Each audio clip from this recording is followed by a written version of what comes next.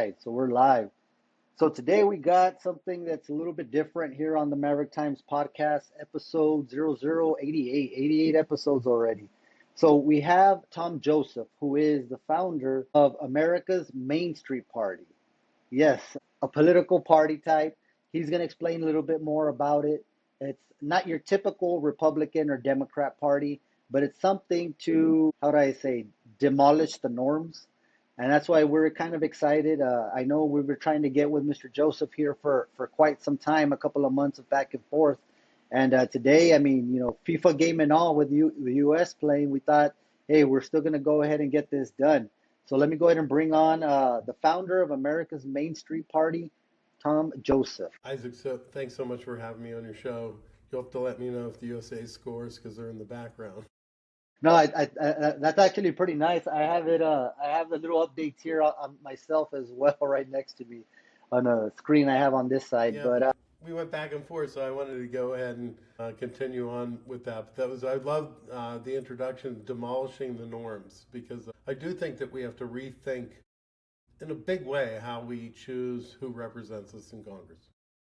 no, yeah, absolutely. I couldn't agree with you more. I know that I'm a real strong person when it comes to politics and always wanting something different because we kind of set ourselves in what we're used to, and then it's becomes the establishment, the status quo. And I'm a big proponent of never getting stuck in that status quo. So thank you for joining us, Tom. Politics in America seems more divided at any point in recent memory. People have lost confidence in Congress. People they don't trust the elections. That's declined, and many Americans feel like neither party represents them. You looked at a system, decided not just to criticize it, but how to build something entirely different. So tonight we're going to talk about why and how.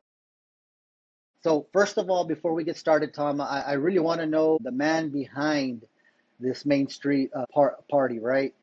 Tell us about yourself and how this got started. Well, I think I'm an engineer and a problem solver, and it's something that goes back to my origin story is that I started a company that I kind of was an accident. I was just trying to help my dad out with a problem, and I started a business called Bookminders where we kind of pioneered the idea of home shoring and using mostly a female-based workforce, people that wanted to have, work-life balance. And it was not something I really intended to do, but I kind of stumbled into it. And the same thing happened here with politics. I was just kind of frustrated with the divide. During the COVID, I committed that because my business was aided by a PPP program, that I would do something after the pandemic if I survived it. And, I committed to not become part of the system, to try to figure out how to change it without changing any laws. Because I knew it, being in my 60s, that any initiative that required legal change would probably not happen in my lifetime. And so I kind of started down a very naive path and really just absolutely stumbled on something that will allow us to create a brand new way to choose a representative. And you actually built a successful business before entering politics, correct? And most people who become involved in politics, they come through the government. They pop up out of nowhere and then they run their system through the government. What made you to decide to step into this arena? Well, I think the other people that get involved in government and politics are people who have been successful business people who become part of the system. And I think as a result of that, it corrupts them. And I thought about it for a heartbeat. And then I was there like, no, I really kind of saw that it would probably change me in a way I wouldn't like. So I tried to think about it from a founder's perspective, like what would happen if we were starting this company today or country today? Would we choose the system that we have? And with the technology and the systems available, I don't think so. I mean, I think we've inherited a system that's based on, constraints that we had many, many decades ago. And we now have things that are at our disposal that would allow us to create, what I would describe as an American Idol for Congress. And this is really kind of the genesis of the idea. I was really frustrated when I started this initiative because I didn't have a breakthrough idea. And then one day I made a joke that we do a better job selecting the next American Idol than we do the next representative of Congress. And it made me really think, step back. Could we take that similar kind of approach?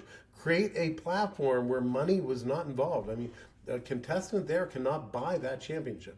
And if we had applied the same types of rules into that system as we did in Congress, it'd be an enormous upgrade. And so I kind of started down that road and realized that there was actually a loophole, that if people that want to pursue an office don't spend money, that a political party can do whatever it wants in creating a system. So it created an opportunity to turn a political party into an alternate primary system. So if the politicians aren't going to create a better primary system, we will. Using this loophole, we can use a political party, say, hey, we can build a better primary. And the cost of creating systems today is so cheap compared to the advertising cost to buy an office. So now the economies of doing this make it disruptive.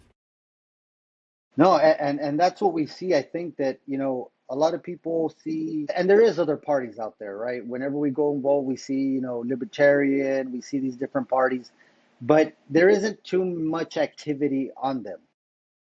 So what would differentiate the Main Street Party compared to those parties? Because those parties were absolutely, I mean, I don't know too much about them, right? Because I mean, who knows too much about them nowadays unless you're actually in those parties. But what separates Main Street Party from all these other third party We're really not a representative? political party. We're using a Okay. political party structure. We're a 527 committee, so we're operating within the Federal Election Commission. But a typical political party is searching for rich people to fund their campaigns for office. We're searching for districts that can be disruptive. We're more like a business trying to penetrate a market and looking, saying, hey, we're going to use this technology and we're going to go into 10 blue and 10 red districts, or 20, doing it in a bipartisan manner in terms of where we approach this. But taking more of a business approach, saying these are the markets that are ripe. And if we put a fair contest into a district that doesn't have fair representation, we can produce a better candidate that will win in the general election. It's about quality. And, think about it. If this were Olympics and, some people were picking their sprinters because of loyalty, and then we created a contest that actually found the best sprinter, who is going to win when it comes down to that final competition? And that's really what we want to create, a better competition to choose a nominee that's more representative and put them up against these folks in the Republican and Democratic parties that are representing rich people on both sides, not really representing the constituents from their district. That's the way this was designed, and we are not getting it. So is this about creating another political party or more trying to combat the Democrat and Republican status quo type of thing that's going on right now? The latter. I mean, we're using the current FEC system. See, otherwise we have to change the law. So the idea is to look at how the different entities that we have, the different rules there, and then apply those rules. So we're going to use a super PAC as a marketing department. The political party is actually a tech company, the IT department. The local committees are the retail outlets for this. And the candidate committees that are now really powerful, they're employees. That we have to create a structure that said, hey, if you win this contest as a candidate committee, you have to agree to appoint a treasurer. You have to agree to spend down all the money. There are no war chests, and you cannot buy your office. We're not allow, even if a rich person wins this nomination, we're not going to allow them to donate any more than any other citizen. That we have to level this playing field. That is the way it was designed. Otherwise, we're not a country of the people, by the people, for the people. No, I mean, you said it exactly. Great words. Now, do you think right now what we're seeing is Republican and Democrats? I mean, of course, they're supposed to be on separate sides of the aisle, but I've been of the opinion the past couple of years that they're defending each other more to keep each other in office rather than governing as they should be. Do you agree with that? Well, we've never seen a movement like this since the Civil War, where we're moving towards red states and blue states, where they're actually have developed what I call the distortion index. But it looks at what is the percentage of conservatives and liberals in a state, and then how is their representation in Congress? And when you gerrymander a state so that, in some of, Massachusetts and Illinois are two examples in Connecticut of states that are very gerrymandered left. And the whole issue of gerrymandering started in Massachusetts. Even before the federal government was in, it's pre-Constitution. Gerrymandering predates the Constitution. It was done in Massachusetts before had a federal government. That is how old gerrymandering is. And it is something that really distorts representation and works against it. So this system, I believe, is something that combats it. It's not really complete election reform. It is a market force to create competition where there's typically none. So, gerrymandering, can you explain that a little bit for people out there that may not understand what that is? Gerrymandering is really taking competitive districts that are naturally uncompetitive. And when I say naturally competitive, think of a rural district that has no urban aspect to it. Think of an urban district that has no rural aspect to it. And taking sections near there and plugging them into those districts to bury those voices. So if you take a small city that's in a rural area and unnaturally put them into that rural district, all of a sudden those people don't have a voice. If elections were free and equal, those people wouldn't want to have those people in their district. And vice versa, an urban district that all of a sudden they kind of, create a district that doesn't look like it's naturally in there.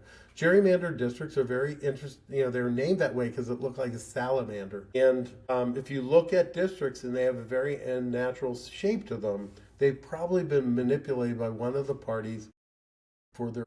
Man, so you obviously you talk a lot about political polarization.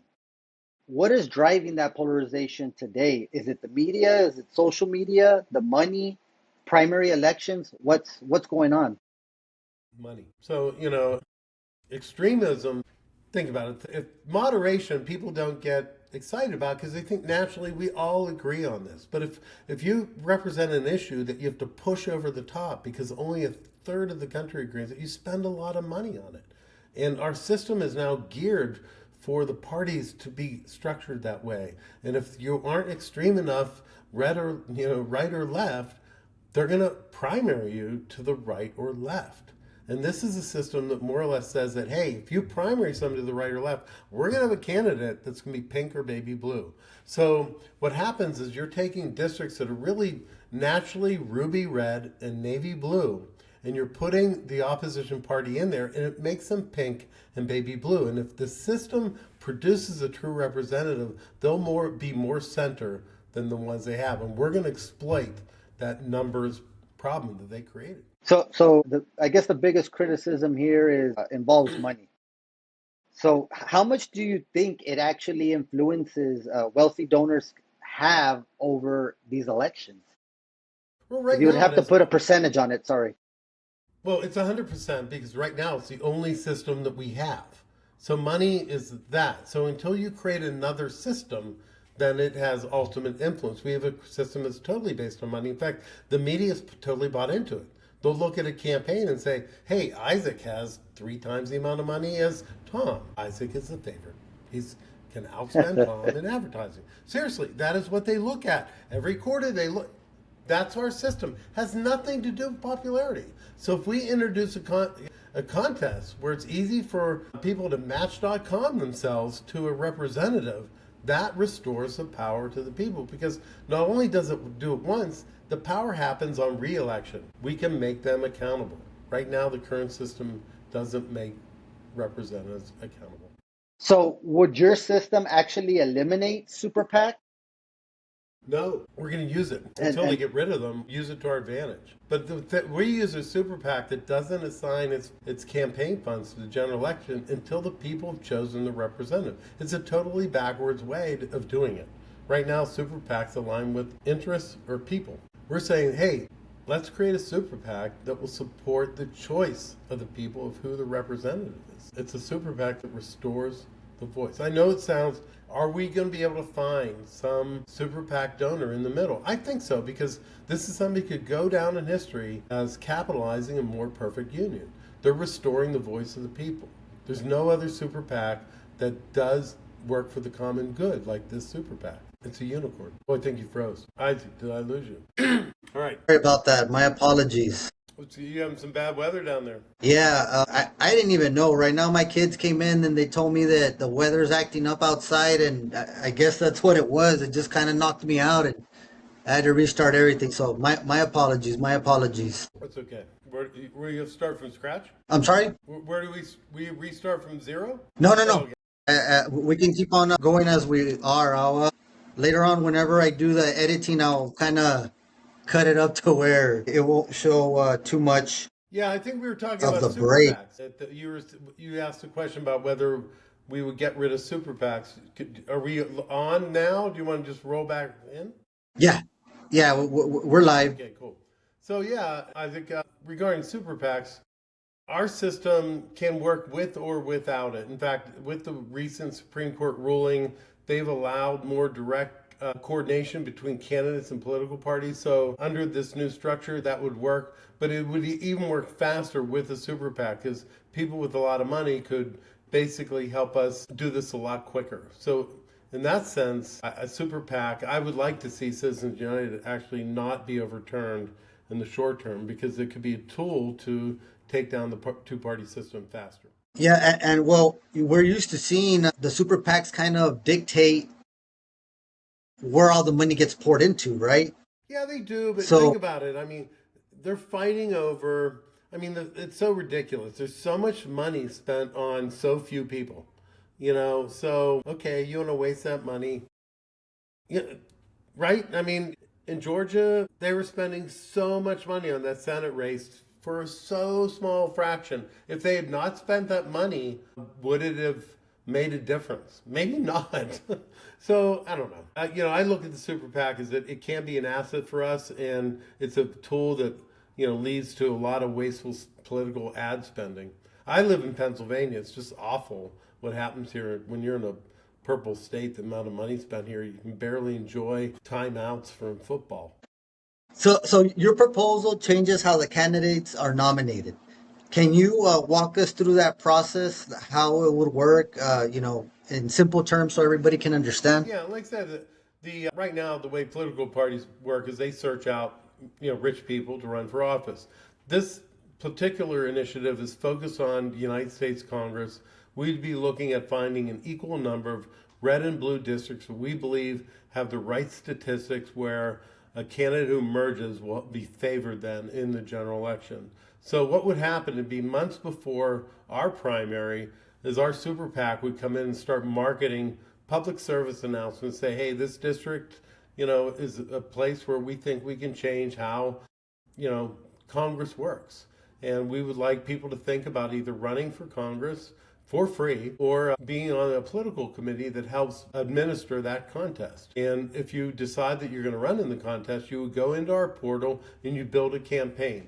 Now, all contestants will get the equal number of characters, pixels on the screen, or time on a video, but they'll be able to put their content into the system and tell their policy positions, have service announcements, give bios, but it'll all be a way that they can share it in a common format so that when the constituents come in, they'll be able to easily break down and do it. And what we see, if a system is free for them to enter, you're thinking, oh my gosh, there's going to be a lot of candidates. Well, number one, they're going to have to get to enter the contest at least 100 endorsements from other people in the district to qualify. They're going to have to submit financial disclosure. They're going to have to do a lot of things that you would have to do once you got a nomination and were represented in Congress. So it's not going to be like there's zero work, or you just have to fill an app and run for Congress. It's going to still be a significant effort of time, and you have to be willing to make public a lot of information about yourself. But think about the local committees acting more like an HR department where they'll then do reference checks, make sure that the people have reported what they have accurately. And then once the contest starts, you know that you have a genuine field of candidates. But what we see is happening in the early round is that there are going to be 7 issues that the local committee are say, hey, this is things that are going to come before Congress. And to enter the contest, the candidates are going to have to weigh in on those issues. Left, center, right, yes, no. National, global, and local issues. This is a shortcut for the constituents to figure out how to match up with. Instead of them being one issue voters, and we're going to be going into either red or blue districts. So this is really defining whether you're pink or red or baby blue or, it's not like we're trying to flip you from one side of the aisle.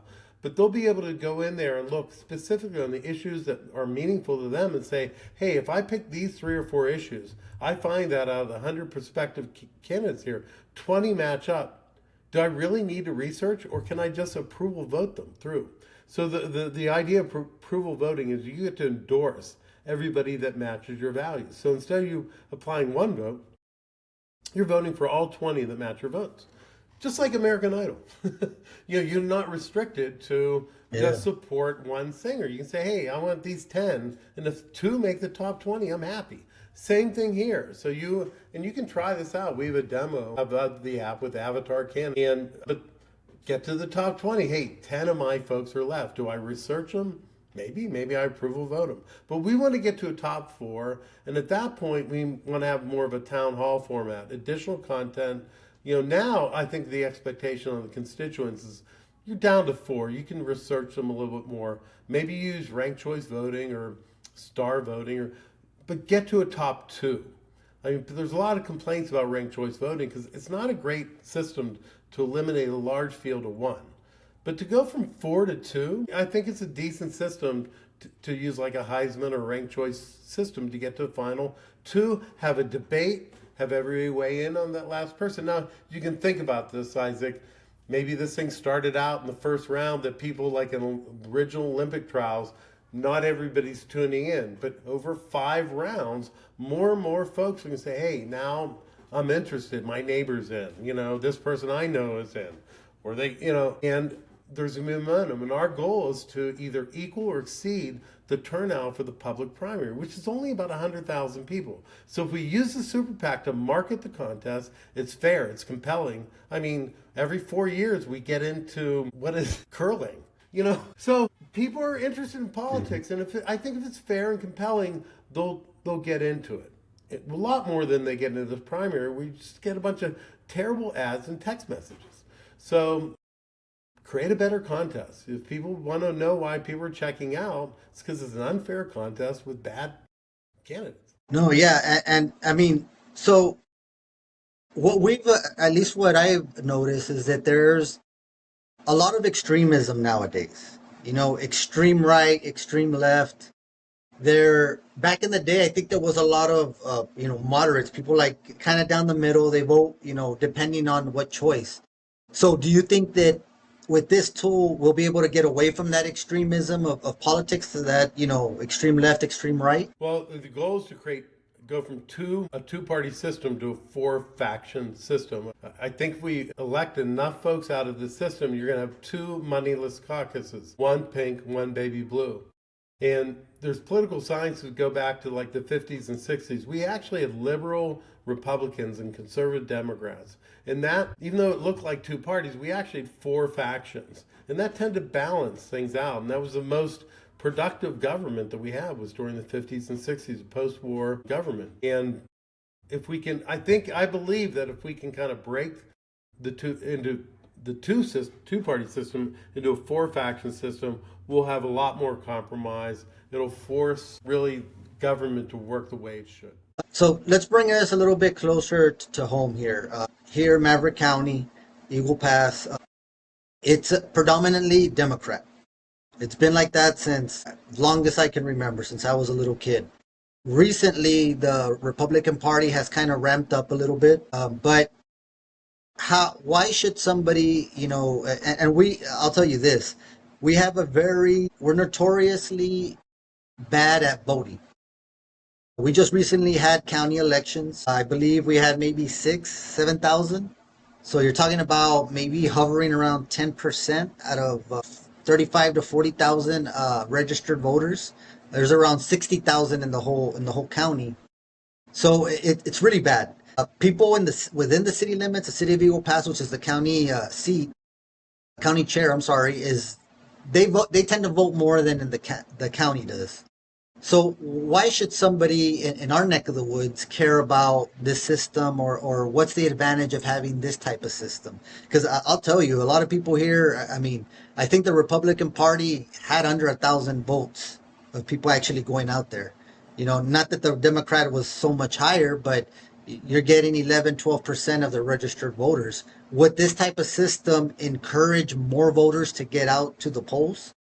That is the goal. The goal is to make people feel like the folks that are on the ballot are somebody they actually chose. And so if you are engaged in the process early on and you feel like the person that winds up in the general election is somebody you played a part of. Right now, the person who winds up in the primary ballot is typically not somebody you picked. It's somebody who bought their way on. Now, in local, I believe that the problem in local elections is way less pronounced.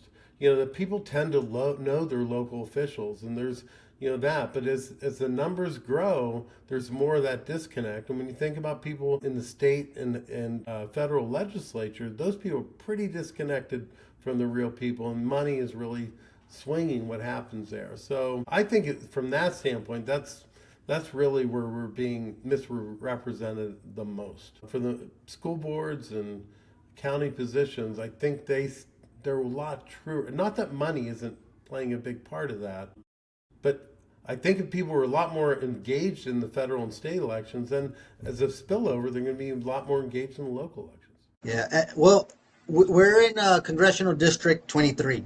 I don't know if you've read about 23, but we're pretty competitive. And the last couple of years we've had, or terms, we've had Congressman Tony Gonzalez as our congressman here. I'm not sure if you're familiar or up to date with everything that he's gone through lately. He's resigning. He's not going to run anymore. There was this controversy with a one of his staffers, and stuff like that. She ended up actually turning herself on fire, and I I did read guess, about that one. okay, there you go. So yeah, that's our district here, District 23. We're within that district. So it was very highly competitive, but it always seemed that we couldn't, as much as grassroots efforts tried to knock off Tony Gonzalez for, certain reasons. A lot of our district is a rural district. There's maybe another area plus Eagle Pass that actually vote strongly Democrat, but a lot of it is Republican based. But so many grassroots, and I'll tell you, because I had so many conversations with these people over the years during these elections, where we had other candidates that were, good candidates, but for some reason weren't able to knock off the incumbent or the stronger one, which in this case was Tony Gonzalez. Now, I guess I wanted to say, would this system change things like that happening, where Tony Gonzalez, which originally was not from our district, he got kind of placed into our district, popped up all of a sudden, and now he held that stronghold for a very long time. Yeah. Just recently, we had Brandon Herrera on the show as well, who is his opponent, who is now taking it all the way to the November election, since Tony Gonzalez is resigning. And again, I always thought Brandon was very strong. I mean, he has a strong YouTube. He reaches out to people. He's a popular guy. He came to visit Eagle Pass a couple of months ago. I got to meet him. Great guy. And, for some reason, he still could not beat Tony in the primary. He got close, but that hump wasn't there. He couldn't get over the hump. So this is geared towards disrupting that type of system, right? Where it's the same people, same characters, same money going into the same pockets over and over again. Yeah, I'm looking at we did an analysis of all the elections results in 2024, and I'm trying to, Texas 23 is not coming up as in that type of district where typically, like, our ideal district where we insert this contest is that the winner in the previous election had at least 2/3 of the vote, up to 80% of the vote. So you want a district where it's not so competitive that you're going to split it and the opposition party is going to win. So if it was like, I don't know, when in the general election, does he win like 55-45? Because if it's that, then that's not a great district for us. All we're doing is possibly becoming a spoiler. We really need, most of the districts are more like what I'm describing. You look at all those geriatric Congress people, they're from districts where they're winning by, they have over 2/3 of the vote, 2/3 to 80% of the vote. To me, that's the ideal district to go into because there's still a big enough pocket of the opposition votes. And if you split it, the other party still doesn't have a chance. So, you split 80%, 40, you still only have 20% left. So you want a district where that's been gerrymandered, where these people are like, oh my God, it's so frustrating. We only have 25% of the say here. Now we can push the candidate to the center and use kind of the fact that the parties hate each other so much that people be willing to, support this. I mean, it's really, you're using the system to work against itself. That's how we have to. That's how we have to win. It's how we win our representation. Yeah, and I mentioned about low voter turnout, and I think you touched on it a little bit, but maybe if you can elaborate, how so you were saying that this would help a low voter turnout. You've kind of compared the Main Street Party to America's, American Idol or Wordle. Make it American Idol. easy, Yeah, yeah. accessible. That's what we're used to. Unfortunately, I think our turnout's going down because you got to fill out a form or go to a poll or do these kind of things. We're used to gambling where we go through a couple steps and we can gamble or, bank or Venmo. We're okay with doing that. If we can make the barrier to secure mobile voting that same thing, that's not so bad. And that technology is there now. So turn your phone into a secure ballot box. This isn't an election system. It's just about nominating. But if we can convince people it's a really secure way to register on people you'd like to nominate, it's interesting and you get good content and you might get better government. It's worth the 5 or 10 minutes you have to put in every week to do it. And it might not even be that much time. So let's say the you kick this off and the Main Street Party wins a seat. From there, how do you govern? Will Republicans and Democrats still be dominating Congress, or will this be the start of something new coming forward? If we only win a seat, that's not enough. I mean, we have to, our initiative, the reason why we want to go after either 10 red, 10 blue, or 20 red, 20 blue, is to elect enough people that neither party can pre-elect the Speaker of the House before it goes to the main chamber. If you get enough people that were elected that are, whether it's 3 red and 1 blue or 4 blue and 2 red, whatever, if you just disturb the balance enough that neither party can make that decision outside the main chamber, when you go in to elect the speaker, it moderates it. There's no way it's a party leader. It just won't happen. So that event itself will be disruptive. In fact, it'll be historic. And, that is the goal. And I think if you lay that proposition out to the American people and say, this actually is achievable and doesn't cost a ton of money, that they'll rally behind it if they understand it. At this point, it's really about getting the word out and getting them to understand, A, it's possible, and B, it's easy to achieve. So, what's the biggest misconception about the Main Street Party? What do you think that people kind of will misunderstand about the Well, I approach? think the initial number one, I wish enough people knew about it that there was a misconception. I don't think there's any perception of it all at this point. I mean, we're not on the radar. But I think the initial perception is that it is your typical third party that we have we're what you're used to. I mean, we're using a political party to basically masquerade a tech company to disrupt the system. And I think if we can get people to understand that this is something completely different and that we're really hijacking the system that is already hijacked, that will have a possibility. I like that, hijacking a system that's already hijacked. So, we got some quick questions, a little lightning round going on. Let's see. Democrat or Republican? Who has done more damage to America? Well, I mean, that's an interesting question. I think the two-party Yeah, system has that's a done, lightning round. a lot of damage to the country. I think the current administration is one of the worst we've had. I try to stay out of that because then it will make people think that, I was a Republican for most of my life, and then I left the Republican Party. But I'm really scared about what's going on right now. Should members of Congress have term limits? I've gone actually full circle on that. I mean, my whole premise here is that the local committees could actually enforce term limits. But as I study more and more about the whole concept of free and equal elections, that if a contest is completely fair, why would you put a term limit if you had a great statesperson? We want term limits because the people we have suck, frankly. And, if we were putting people on an Olympic team that weren't winning medals and they were automatically getting bursts, we'd be saying, oh, there needs to be term limits. But nobody resents that 41-year-old hockey player that tipped in the winning goal for the women's team. She earned the spot there and she won the gold medal for us. So thank God she wasn't term limited off the Olympic team. So I've actually gone full circle on this. I can see with the president why, as if somebody in that powerful position. But if you've got a great statesperson that's representing and nobody can legitimately knock them off in a free and equal contest, then I say no term limits. Should stock trading be by members of Congress be illegal? No problem. Should stock trading by members of Congress be illegal? Sorry, Isaac, that froze on me. Give me that question once more. Okay. Yeah. Should stock trading by members of Congress be illegal? This feed doesn't want you to deliver that question to me. Let's try once more. Yeah. Should stock trading by members of Congress be illegal? Should I move on to the next question? It won't come through. What is it? What's that question? Is it the censor is on us? Should stock trading by members of Congress be illegal? Got it? Okay, try now. I see you kind of... Okay. Should stock trading by members of Congress be illegal?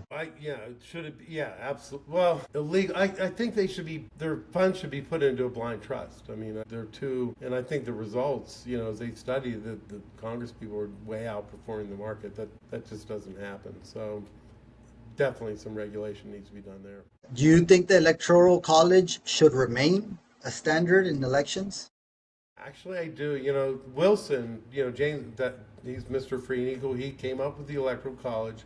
I actually think the Electoral College works kind of like Parliament when you've got 3 or more people running for the presidency. So when there's 2 people running, yeah, it should be the popular vote, yes or no. I've looked at 2016.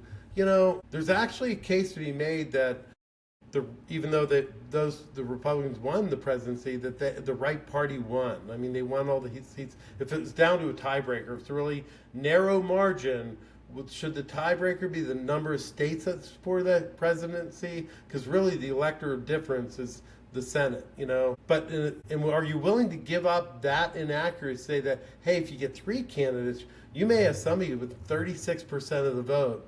But really, ideologically, the country is aligning with the 2 other candidates. You stack them up, they're the 60%. And that's what happened the first time that Andrew Jackson lost the election. He called it a corrupt bargain. But from Wilson's perspective, that was the Electoral College working the way it should have been, that the 2 factions that were aligned chose a president, and they actually the majority support from the United States citizens. Should there be open primaries? Absolutely. I mean, we're creating the most open primary. My whole challenge of the system is why I continue to do this fight for open primaries when we can just build a better one. Should every bill be passed by Congress be limited to just one subject? That I think if we break this system, I think we'll get back to that. I think the reason why we have this omnibus legislation is because of all this horse trading that's done. It's a product of the 2-party system. And I think once you start to break the bind between money and who the representatives are and force people to represent their constituents, that'll go back to that way naturally. I think that this will break the system back, and a bill will just be a bill. It's going on to Capitol Hill. What's the biggest sacrifice you've made trying to build this movement? Frustration.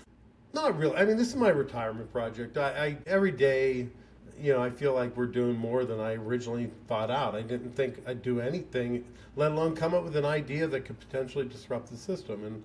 And, now that, we have kind of thoughts around this and are moving on it, there's nothing, the whole thing is really frustrating. But in other words, it's also a joy to actually try to do something, it could make a substantial change to how we choose who represents. So 5 years from now, what does success look like to you with this Main Street Party? I think we've missed it for this election cycle, but my goal would be for the next election cycle that we're running in 20 blue and 20 red House districts, that in the following election cycle in 2030, that we've expanded that to go into an equal number of Senate districts, whether that's 3 red, 3 blue, and expanding the number of House seats we're going to. And then 2032, that we have enough of an installed base that we can come up with a national nominating process for a president that isn't this goofy system that we have right now. So I got one more on these. President Trump has reshaped the Republican Party while the Democrat Party is undergoing its own internal struggles. Does America's Main Street Party see itself as a replacement for one of those parties or as an alternative to both? Alternative both. And I think, there will, at least for the near term, always be districts where those are the right parties to represent them. And I think in the swing districts, they might be the right tool to fight out, money to do that. But what we're trying to do is really in places where there should be more competition provided and give people choices. And maybe at the end of the day, it will make those parties more honest in terms of if they truly have a competition, make their nominees better. Competition does that. I mean, I'm a business person. The day, having competitors makes the opposition stronger. Absolutely. Tom, it's been great, man. I like where this is going. It's something different. And like, again, I mentioned in the very beginning, I think too much of the establishment and status quo has really overcome our elections and our selection of who we actually want representing us. So I think this is a great idea, something that could really generate some interest amongst many Americans out there that just don't trust the system as it is. Turning it around, turning it into an American Idol, or you pick who you want directly in the power of the residents, the citizens, is something that, I don't know how you came up with the idea, but it's a good one. It's a good one. I enjoy it very much. I don't know if you have anything else to say out to the guys. I know that the audience, I know that we really want to bring you back on another time and to see where along the lines of where this went, where it's gone, so we can follow up with you later. But any last words you want to say to the audience out there about this Main Street Party? No, I just, seeing this image of the flag on the moon or whatever that is. But, this is a pretty far out idea. And, I'd like people to go to mainstreetparty.org. One of our web pages is called A Brand New Way. There's a place where you can actually click on a link and play with the app and see how it works. Also, a 1-minute video that kind of describes the concept and how it works. But I think the whole challenge, I think, is getting people to wrap their head around a fair way to nominate a candidate. And it's such a foreign concept given the system we have. Absolutely. I totally agree with you. Well, thank you, Tom. I enjoyed it. Enjoyed this podcast. And again, I mean, let's stay in touch. Hopefully we can bring you back out. I know there's elections coming up soon. Maybe we can talk about those towards the end of the year and see what you've come up with your analysis and see how you can kind of compare, if we had your system already in play, how differently the elections would turn out in November. That sounds fantastic. Isaac, it was so glad we finally made the connection. No, yeah, absolutely. And again, we'll stay in touch and we'll plan on the next one. Sounds good. Thanks. All right. Thank you, Tom. I know you want to do your download. All right, guys. So this was Maverick Times podcast number 88. We had Tom Joseph, who has this great idea on how we can choose how to get the candidate that we actually want out there in Congress rather than, always having somebody decide for us. And that is the thing that's going on. We're getting to a point where we're choosing the lesser of two evils, I guess, is what I always like to say. And that's no way to choose somebody that's going to represent us, the one that'll do least damage to us. So I invite you guys, as Tom did, to go out there, check out his website. It's the mainstreetparty.org. You guys can check it out, see what you like, review this video, comment a little bit. You have any questions on us, you can reach out to us on our email, the Maverick Times News@gmail.com, or you can also reach out to me directly at Isaac Reese at the Maverick Times News.com. reach out to us. You have any questions for Tom, we can definitely forward any questions. And maybe, we'll see a new type of system coming up in the future. That's all I have for today. Thanks, guys. This was the Maverick Times Podcast, episode number 88. We'll see you later.